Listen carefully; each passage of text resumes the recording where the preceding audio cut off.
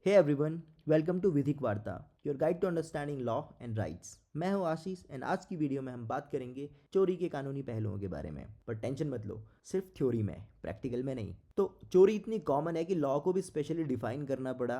मतलब सोचो कितना पॉपुलर क्राइम है। तो चोरी भारतीय न्याय संहिता 2023 के अंतर्गत एक दंडनीय अपराध है।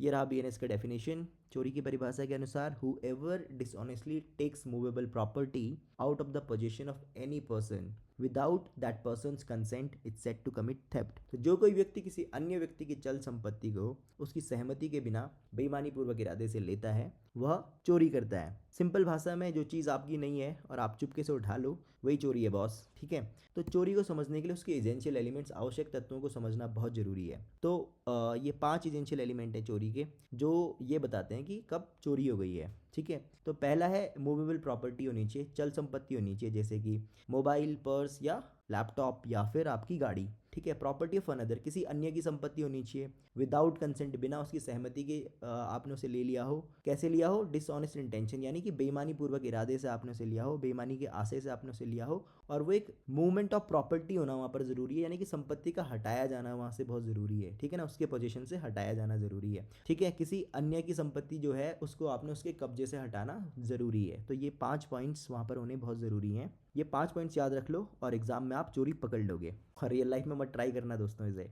तो अब समझते हैं चोरी के लिए पनिशमेंट, यानी कि चोरी के लिए क्या दंड आपको मिलेगा। तो अगर आपने जनरल थेफ्ट किया है तो आपको up to 3 years of imprisonment और फाइन और बोथ हो सकता है, यानी कि सामान्य चोरी करने पर 3 वर्ष तक का कारावास या जुर्माना या फिर दोनों हो सकते हैं। तो सज़ा कम लग रही हो अगर, तो याद रखना दोस्तों, जेल का खाना फ्री होता है पर टेस्टी नहीं। ठीक है दोस्तों, अब समझेंगे एग्रीवेटेड थेफ्ट के केस में क्या होएगा।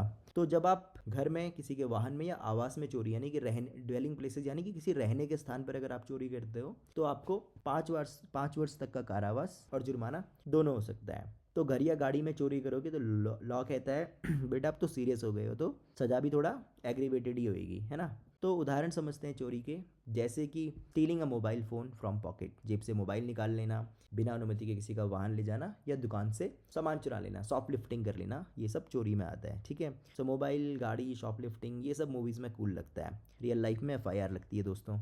ठीक है, अभी समझते हैं कंपैरिजन को आईपीसी वर्सेस बीएनएस में। ठीक है, सो ये कॉम्पिटिटिव एग्जाम्स के पॉइंट ऑफ व्यू से इंपॉर्टेंट है, क्योंकि पुराने जितने भी केस लॉज हैं वो सब आईपीसी के ही होंगे और वहाँ पर आपको आईपीसी के सेक्शन पता होनी चाहिए, which is section 378 in IPC and BNS में अभी 303 में डिफाइंड है। तो कुल मिलाकर आईपीसी पुराना फ़ोन था और बीएनएस नया स्मार्टफोन है, तो सेम काम है लेकिन बेटर वर्जन है।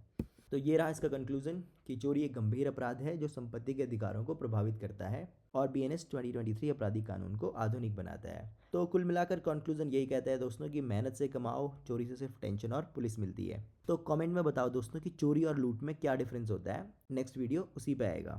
तो दोस्तों लॉ का पर्पस पनिशमेंट देना नहीं होता है, बल्कि सोसाइटी को सेफ बनाना होता है एंड बीएनएस 2023 भी वही करता है। तो नॉलेज रखो, राइट्स को समझो और गलत काम से दूर रहो। जय हिंद।